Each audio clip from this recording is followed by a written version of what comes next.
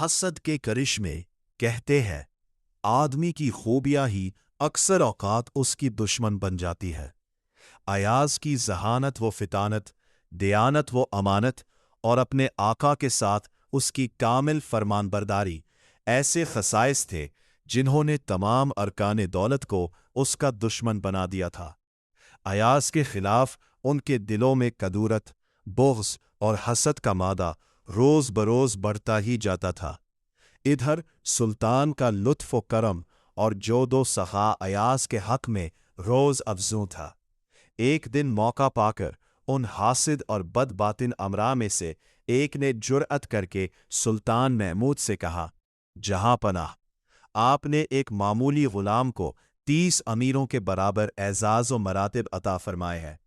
ہم غلاموں کی ناقص عقل میں یہ بات نہیں آتی کہ اکیلے ایاز میں 30 آدمیوں کی عقل و بصیرت کیسے آ گئی۔ سلطان نے اس وقت اس ڈی کا کوئی جواب نہ دیا اور خاموش رہا۔ چند روز بعد دربار کے 30 امیروں کو ہمراہ لے کر شکار کے ارادے سے جنگلوں اور پہاڑوں کی طرف نکلا۔ ایک پہاڑی کی چوٹی سے دیکھا کہ کوسوں میلوں دور ایک قافلہ پڑاؤ ڈالے ہوئے ہے۔ کچھ دیر بعد سلطان نے ایک امیر کو حکم دیا کہ گھوڑے پر تیزی سے جاؤ اور قافلے والوں سے پوچھو کہ کہاں سے آ رہے ہیں۔ وہ امیر سلطان کے حکم کی تعمیل میں گیا اور کچھ دیر بعد واپس آ کر بتایا کہ قافلہ شہر سے آ رہا ہے۔ سلطان نے پوچھا، قافلے والوں کی منزل مقصود کیا ہے؟ اس کا جواب امیر نہ دے سکا کیونکہ یہ بات اس نے قافلے والوں سے پوچھی ہی نہ تھی۔ سلطان نے دوسرے امیر سے کہا، اب تم جاؤ اور پوچھو کہ کارواں کدھر جائے گا۔ دوسرا امیر جواب لایا، ان کا ارادہ یمن جانے کا ہے۔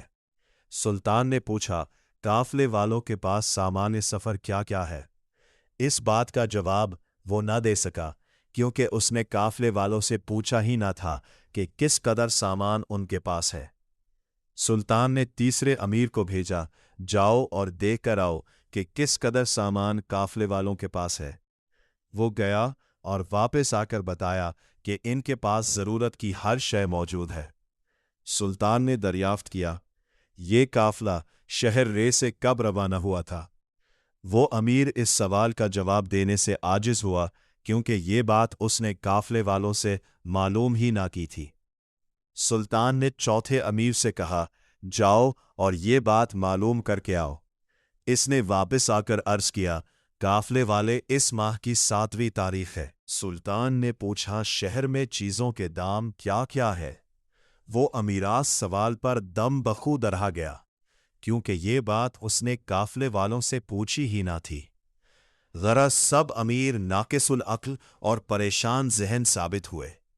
ہر شخص ایک ہی سوال کا جواب لے کر آیا اور قافلے والوں کا پورا حال کسی نے جاننے کی زحمت گوارا نہ کی۔ اس مشاہدے کے بعد سلطان نے ان 30 امیروں سے کہا، تم لوگ ایاز پر اعتراض کرتے ہو کہ اسے تم سب کے برابر اعزاز اور مرتبہ کیوں عطا کیا گیا؟ اس کا جواب میں نے اس وقت نہ دیا تھا۔ اب سن لو، ان قافلے والوں کے سفر کی تحقیق کے لیے میں نے سب سے پہلے تم لوگوں کی لا علمی میں ایاز کو روانہ کیا تھا۔ جتنے سوالوں کے جواب تم 30 مرتبہ لے کر آئے، ایاز ان تمام سوالوں کے جواب ایک ہی دفعہ لے آیا تھا۔ اب تمہیں پتہ چل گیا کہ میں اس کی اتنی قدر و منزلت کیوں کرتا ہوں۔ یہ سن کر سب امیروں کے چہرے شرم سے پانی پانی ہو گئے اور انہوں نے اپنی گستاخی کی معافی چاہتے ہوئے کہا، بے شک ایاز کی برابری ہم نہیں کر سکتے، اس کی ذہانت اور قابلیت خداداد ہے۔